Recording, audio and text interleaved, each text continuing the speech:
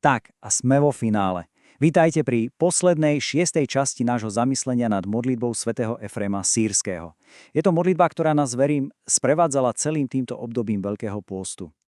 Poďme teda na to a začneme takým malým zhrnutím, aby sme sa naladili. Pripomeňme si tú základnú štruktúru modlitby, o ktorej sme hovorili v minulých častiach.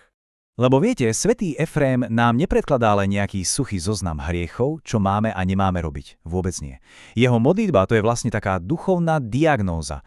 Je to mapa, ktorá nám ukazuje nielen náš pád, ale, a to je kľúčové, aj cestu k uzdraveniu.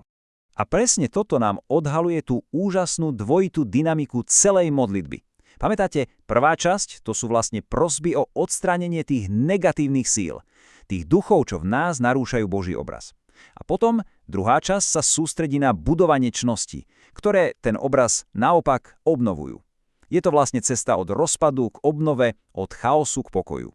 Skrátka, kompletná mapa našej vnútornej premeny. No a teraz sa dostávame k tomu úplnému záveru. A poviem vám, nie je to len nejaký dodatok. Toto je absolútny vrchol celej modlitby, syntéza všetkého, o čo sme doteraz prosili. A tuto je.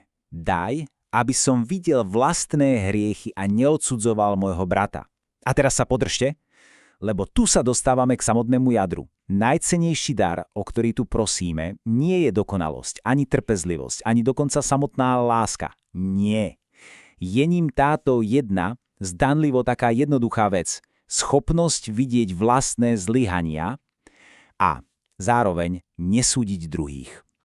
Dobre, ale čo to vlastne znamená vidieť? Vidieť v tomto duchovnom zmysle? Je to len nejaká psychologická analýza, takéto vrtanie sa v sebe? Vôbec nie, ani zďaleka. To grécke slovo, ktoré sa tu používa, horan, to v biblickom kontexte neznamená len nejakú sebareflexiu. Je to niečo oveľa hlbšie. Je to Boží dar. Je to priam zjavenie, ktoré prichádza zvonka a osvecuje nás. Je to schopnosť konečne sa uvidieť. Ale v tom pravdivom Božom svetle. A presne toto vystihuje ten nádherný verš zo žalmu v tvojom svetle uvidíme svetlo. Bez toho Božieho svetla vlastne tápame v tme a nemôžeme skutočne poznať samých seba. To pravé sebapoznanie teda nie je výsledkom nášho snaženia, ale je to dar zhora. A všimneme si, aj žalmista nerobí nejakú sebakritiku. On neanalizuje sám seba. On prosí Boha: skúmaj ma, Bože, poznaj moje srdce. Prosí, aby mu Boh odhalil jeho vnútro. Aby ho presvietil. Opäť, je to prosba o zjavenie, nie akt pozorovania samého seba. No a presne tu sa dostávame k tej druhej strane mince, k tomu opačnému pólu.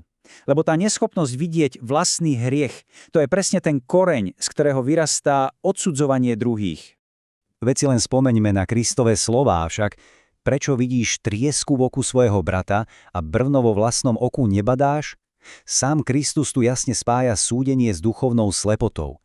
Je to, ako by predznamenal presne to, čo svätý Efrém o celé stáročia neskôr tak geniálne zhrnul vo svojej modlitbe.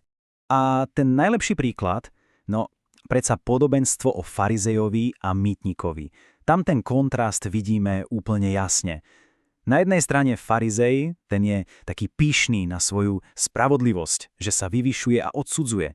A na druhej strane mýtnik, ten si hlboko uvedomuje svoju hriešnosť. Ani len oči nezdvihne a len v pokore prosí o odpustenie. A kto odchádza ospravedlenený? No predsa on. Pozrime sa aj na svätého Pavla. Človek by si myslel, že čím bol svätejší, tým menej hriechov na sebe videl. Ale opak je pravdou. On hovorí, Kristus prišiel spasiť hriešnikov, z ktorých prvý som ja. Všimnite si ten prítomný čas. Hovorí som, nie bol som. A toto nie je nejaký prejav slabosti. Práve naopak. Je to znak hlbokej pokory a triezvosti pred nekonečnou Božou veľkosťou. A toto všetko nás privádza k jednému úžasnému paradoxu. K paradoxu, ktorý tvorí samotné jadro nielen tejto modlitby, ale možno celého kresťanského života. Prečo je to tak? Položme si tú otázku. Prečo vlastne platí, že čím viac človek vidí svoje vlastné hriechy, tým menej cíti potrebu odsudzovať druhých?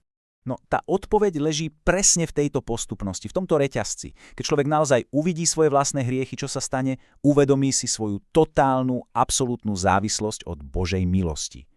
A keď si uvedomí, že stojí výlučne a len vďaka nezaslúženej milosti, ako by potom mohol súdiť niekoho iného? V tej chvíli sa z neho stráca akákoľvek pozícia sudcu. Jednoducho to nejde. A presne tam, v tomto bode pokory a vďačnosti sa rodí tá pravá, nezištná láska, grécky agape. Takže tá pravá láska nevzniká z našej sily, z našej morálnej dokonalosti. Vôbec nie. Rodí sa práve naopak z hlbokého uvedomenia si vlastnej krehkosti a z obrovskej vďačnosti za milosť, ktorú si nezaslúžime. Čiže, aby sme si to zhrnuli, čo to teda v konečnom dôsledku znamená vidieť svoje hriechy? Znamená to žiť neustále pred Božou tvárou. Znamená to prijať pravdu o sebe takú, aká je, bez výhovoriek a obranných mechanizmov. A znamená to prestať sa neustále porovnávať s druhými. A nakoniec znamená to pochopiť, že ten druhý človek vedľa mňa nie je nejaký objekt na hodnotenie, ale je to môj brat, spoločník na ceste, ktorý potrebuje milosť úplne rovnako ako ja.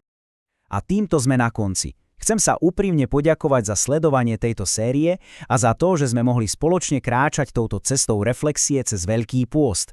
Nech je pre nás všetkých modlitba svätého Efréma naozaj trvalým požehnaním a sprievodcom nielen v pôste, ale po celý život.